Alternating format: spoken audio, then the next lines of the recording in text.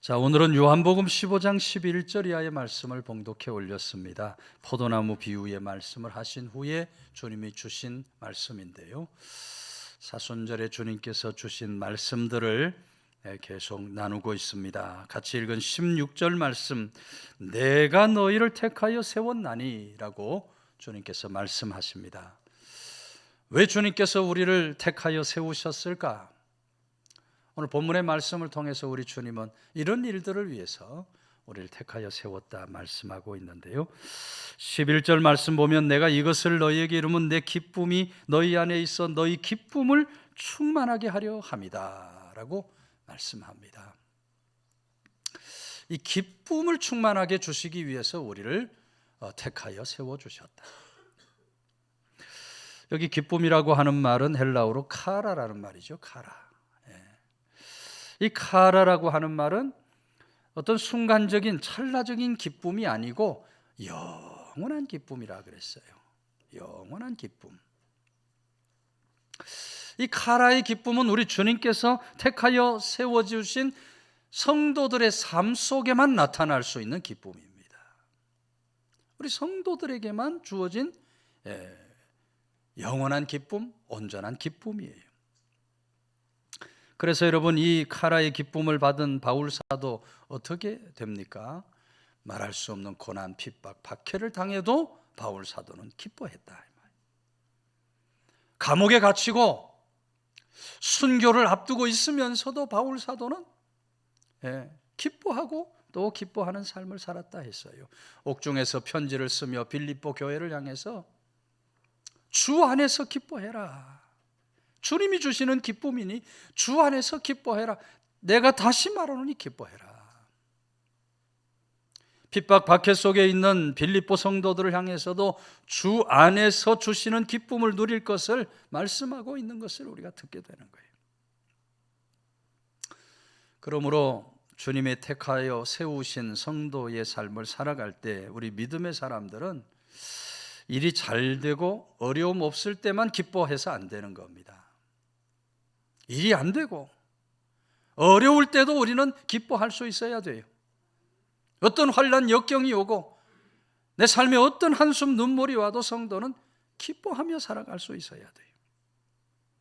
우리가 온전히 행복한 세상 믿음을 살아가려면 주님이 주신 그 기쁨을 마음에 담고 기쁨으로 살아가는 성도들이 반드시 될 수 있어야 한다.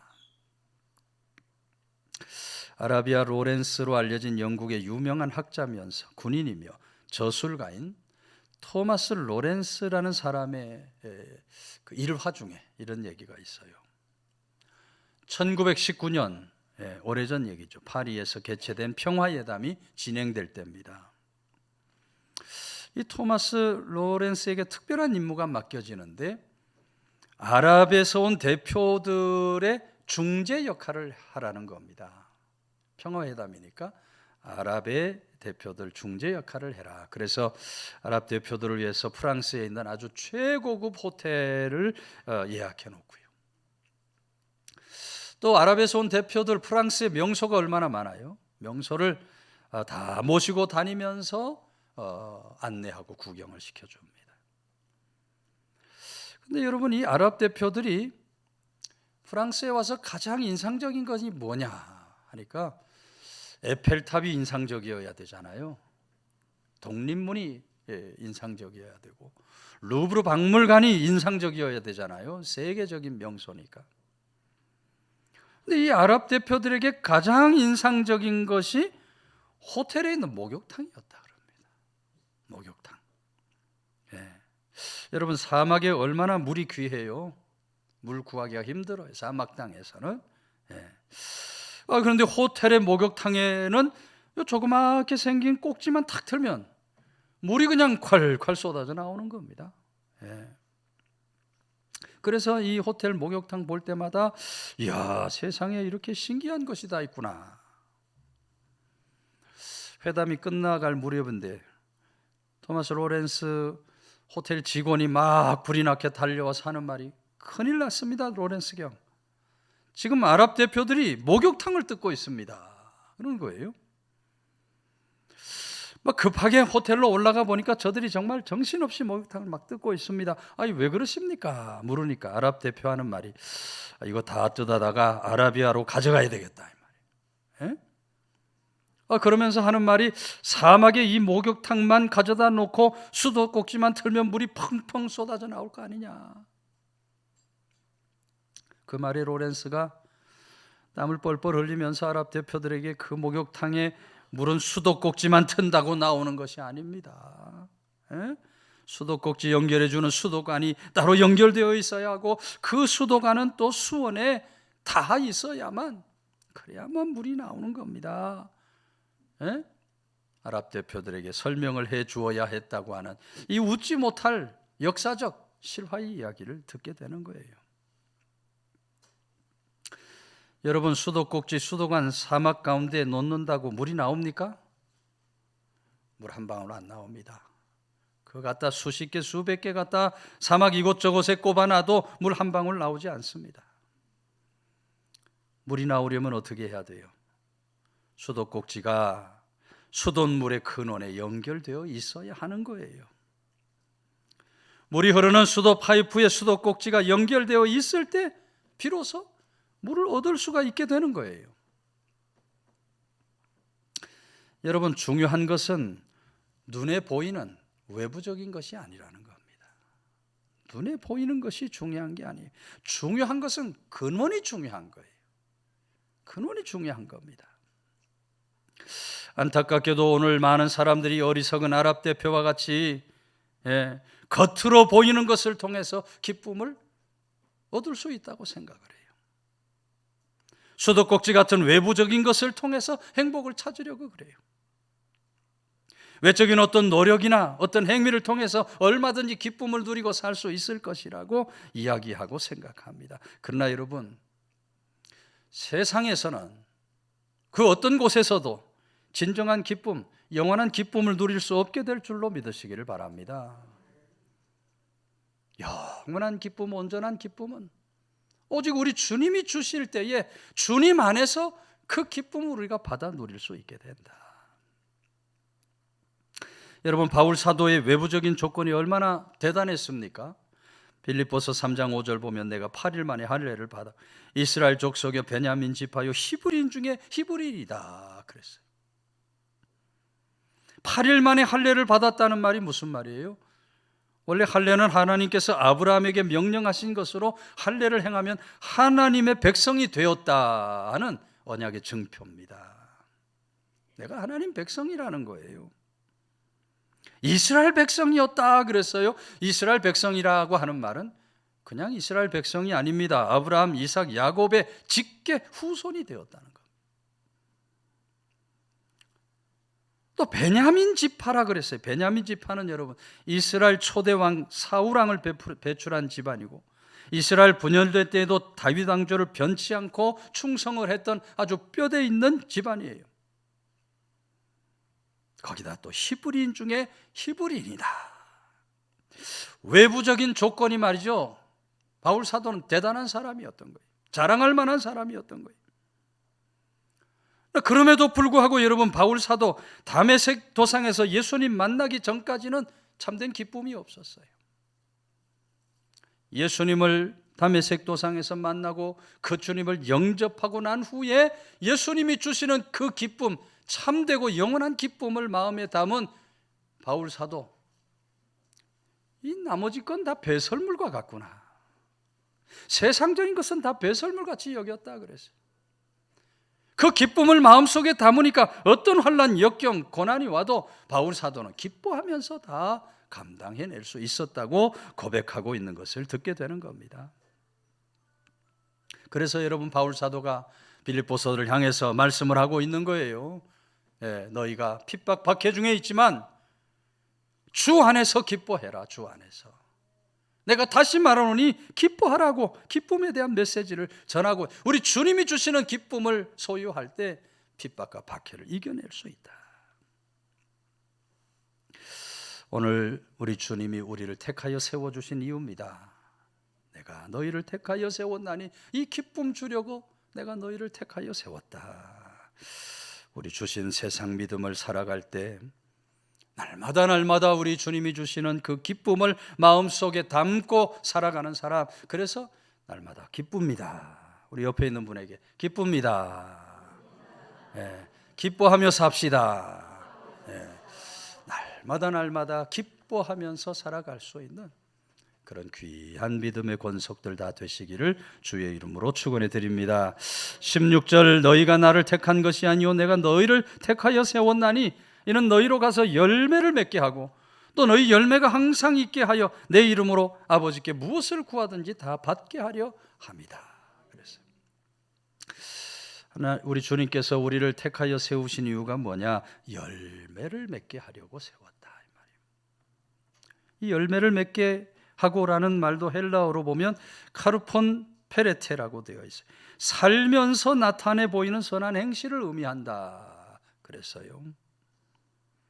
그러니까 우리 주님께서 우리를 택하여 세우신 이유는 이 세상 속에서 우리가 언제나 선한 행실, 세상 속에 그리스도인으로 선한 행실을 나타내 보이면서 살아가게 하기 위해서 우리를 선택해 세워주셨다. 그러므로 주님의 택함을 받고 살아가는 사람은 언제나 선한 열매 맺는 일에 힘써야 할 줄로 믿으시기 바랍니다. 믿음 안에서는 어떤 열매를 맺어야 돼요? 성령의 열매를 맺어야죠. 예. 봉사, 헌신, 충성의 열매를 맺어야 합니다. 무엇보다 전도의 열매도 열심히 맺어야 되고 우리 주님이 기대하시는 선행과 구제, 나눔과 베품의 열매도 풍성하게 맺으며 살아갈 수 있어야 돼요. 우리 삶에 선한 열매가 반드시 나타날 수 있어야 하는 겁니다. 영국 웨일즈 지방 산골 사는 어떤 소년이 병이 들어서 사경을 헤매게 됐다 그래요. 죽을 지경이 된 거죠. 어머니와 단둘이 살고 있는데 이 어머니 걱정이 말로 다 할 수, 이제 죽을 것 같은 아들을 바라보는 어머니 심정이 어떻겠습니까? 돈도 없지, 병원도 근처에는 없어요. 병원도 없어요. 걱정만 하던 어머니가 용기를 내서 5마일 되는 거리입니다. 8km고요. 우리나라로 말하면 20리 길이니까 여기서 양평이 한 6km 정도 된다 하니 더 먼 거죠. 그 8km 되는 거리를 빗속을 뚫고 달려가서 병원 의사를 붙들고 통사정을 하는 거예요. 우리 아들 살려달라고. 그 말을 들은 의사가 너무너무 괴로운 거예요. 내가 이러려고 의사 됐나, 원망도 되고 돈만 보고 의사 노릇을 할 수 없지 않느냐는 생각도 들고 또 내가 예수 믿는 사람으로 어떻게 이 어려운 사람의 형편을 거절할 수 있나 생각도 들어서 정말 억지로 마지 못해서 그 빗길을 달려가서 아이 치료를 해주는 거예요. 다행스럽게도 치료가 큰 요염이 나타나서 아이가 죽을 병에서 살아난 겁니다. 그리고 다 잊어버리고 수십 년의 세월이 지났어요. 어느 날 데이비드 로이드 조지라는 영국이 나온 유명한 정치가가 재무상으로 등단하여 축하받는 일이 생깁니다. 그 축하연 자리에 의사가 초청을 받아 참석을 하게 됐어요. 그런데 의사가 가만히 들여다보니까 그 재무상이 누구예요? 수십 년 전에 죽을 병에서 살려낸 그 소년이 자라나서 이 나라의 아주 유명한 훌륭한 재무상이 된 거예요. 억지로 마지못해 치료해준 그 선한 일이 그렇게 엄청난 결과로 나타날지 상상도 못했던 겁니다.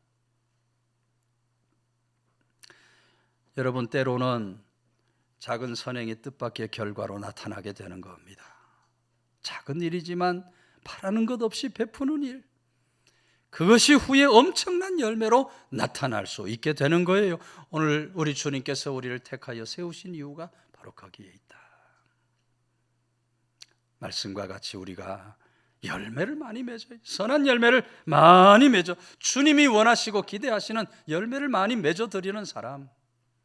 그래서 오늘 말씀이 약속하고 있는 것처럼 그렇게 열매가 항상 있어서 내 이름으로 아버지께 무엇이든지 구하면 다 받게 하겠다. 선한 열매 많이 맺음으로 우리가 무엇이든지 기도하면 다 응답해 주시는 주님의 놀라우신 능력 속에 승리하며 살아갈 수 있는 귀한 성도들 다 되시기를 주의 이름으로 축원해 드립니다. 마지막 17절, 내가 이것을 너희에게 명하면 너희로 서로 사랑하게 하려 함이다 그랬어요. 우리 주님께서 우리를 택하여 세우신 이유가 무엇이냐? 뭐예요? 서로 사랑하게 합니다. 사랑하게 하는 말, 아가파테라는 말이에요. 상호간에 베푸는 사랑인데 그냥 사랑이 아니고 누구의 사랑이에요? 하나님의 사랑이에요. 하나님의 사랑. 아가페테, 하나님의 사랑으로 서로를 사랑하며 살아야 한다. 완전한 사랑으로 사랑해야 된다. 우리 주님께서 우리를 택하여 세우신 이유와 목적이 바로 거기에 있다. 서로 사랑하며 살아야 한다. 이 말씀을 듣는 제자들은 굉장히 마음에 찔림이 됐을 겁니다. 왜 그래요? 바로 얼마 전에 예수님 높은 자리에 앉으면 저를 좀 오른쪽에 앉혀주시고 왼쪽에 앉아주시고 좀 큰 자리에 앉게 하시고 높은 자리에 앉게 하시고, 제자들이 이러니 말이죠. 서로 얼마나 서로 미움이 있고 시기 다툼이 있었겠어요. 높은 자리 차지하려고. 그런 제자들이 들을 때에 서로 사랑에 대한 말씀이 그 마음속에 큰 찔림이 되었을 거예요. 여러분, 오늘 우리 믿음 안에서도 왜 믿음의 삶 속에 어렵고 힘든 일이 생깁니까? 서로 시기, 질투, 미움을 마음에 담고 살기 때문에 그래요. 자꾸 원망, 불평으로 살려 하고 다툼, 분쟁으로 살려고 하기 때문에 우리 믿음 안에 어렵고 힘든 일들이 자꾸 생겨나는 거예요. 우리가 주님의 동일한 부름을 받았고 주님으로부터 택함을 받았다면 서로 사랑하고 서로 귀히 여기며 살아야 할 줄로 믿으시기를 바랍니다. 서로 하나 되는 일에 힘써야 돼요. 하나 되는 일에 힘써야, 협력하며 살아갈 수 있어야 돼요. 우리에게는 필연적으로 사랑의 의무가 주어졌다는 것을 성도는 한시도 잊지 말아야 돼요. 사랑의 의무를 소홀히 하면 어떻게 됩니까? 부르시는 그날 칭찬 대신 책망을 받게 될 겁니다. 사랑의 의무를 소홀히 하면 부르시는 그날 상급 대신 형벌이 따라오게 될 것입니다.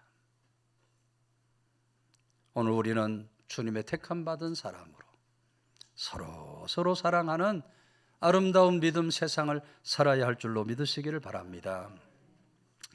좋은 아내, 나쁜 아내라는 제목의 글이 있습니다. 좋은 아내, 나쁜 아내. 뭐 꼭 아내만 얘기가 아니겠죠. 좋은 남편, 나쁜 남편 뭐 이렇게 할 수도 있을 겁니다. 내가 좋은 아내인지 아내인지 한번, 나쁜 아내인지 잘 들어보세요. 이렇게 기록이 되어 있어요. 좋은 아내는 천사가 되려고 노력한다. 나쁜 아내는 자기가 천사라고 생각한다. 좋은 아내는 집안에서나 집 밖에서나 남편에게 똑같이 대해준다. 나쁜 아내는 집안에서는 아각거리지만 밖에만 나가면 천사가 된다. 좋은 아내는 남편이 아픈 것 같으면 더 잘해준다. 나쁜 아내는 아프려면 혼자서 조용히 아프라고 옆에도 오지 않는다. 좋은 아내는 남편이 방귀를 뀌어도 요란을 떨지 않는다. 나쁜 아내는 차 안에서 자기가 방귀를 크게 뀌고는 남편이 창문을 열려고 하면 춥다고 못 열게 한다. 좋은 아내입니까? 나쁜 아내입니까? 여러분이 좋은 아내, 나쁜 아내라는 글이 우리에게 무엇을 말하는 거예요? 좋은 사람은 천사가 아니라는 겁니다. 좋은 사람은 천사처럼 되려고 노력하고 행동하는 사람이라는 거예요. 천사, 여러분 어떤 존재입니까?